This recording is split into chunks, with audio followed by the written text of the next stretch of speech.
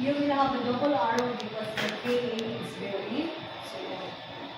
So you have here the acid, this is the weak acid, this is the conjugate image.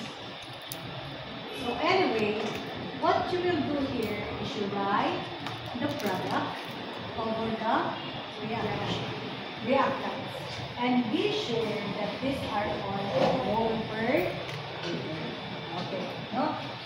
So you write the chemical equation as well as equilibrium constant expression. Okay.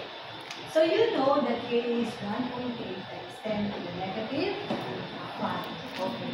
And you also know that this is initially this is 0.1.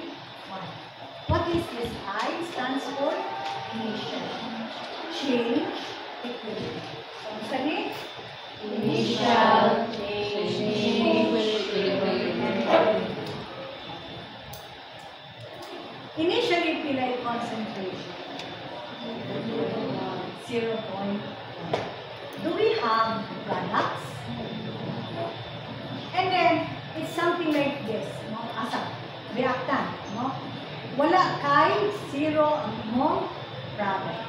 So once the reaction occurs, ang imong reactant gamay, right? Ang imong product mo taas. Unsa iyang pagkagamay, that would be X. Unsa ang pagkataas this one, that would be X also. So nakuhaan man siya, that is minus X. What happens man, di ba? Nakuhaan. Di ba? Pag reaction, nakuhaan. Kini, nanagan. So, naatay positive. Positive. Kini, minus. Did you get it? So, ang equilibrium, pagkabalansin na niya, kung saan na siya? 0.1 minus X. Kini, X of X. Did you get it? That is at pagkabalansin. Nakuha. Imagine. Okay. So, ang atong equilibrium constant is this one times this one over the product. At, so this will give you X times X over 0.1 minus X, which is equal to X squared over 0.1 minus X. However, kung man ang ato ang Ka, 0.00001,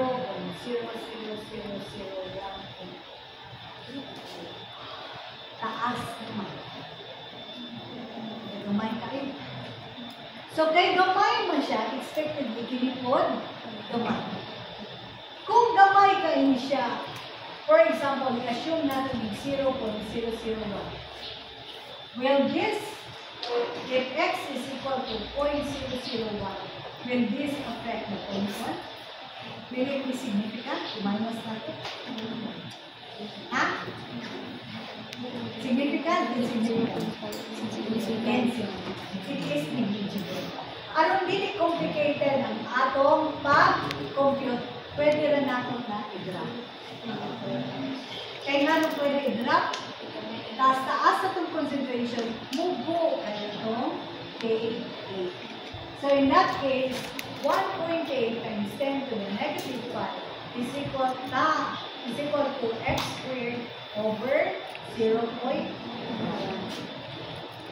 Kini o kini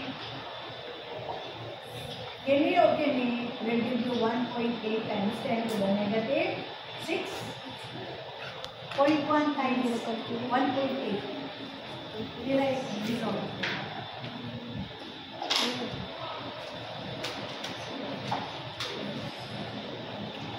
Dila.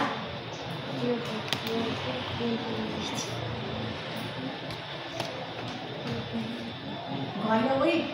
1.8 times 10 to the negative 5 times 0.1. Hindi na lang kaya sa akong phone. Kasi hindi ka ba lang gamit calculator? Miss, you have the calculator with you. What is the answer? 0.1.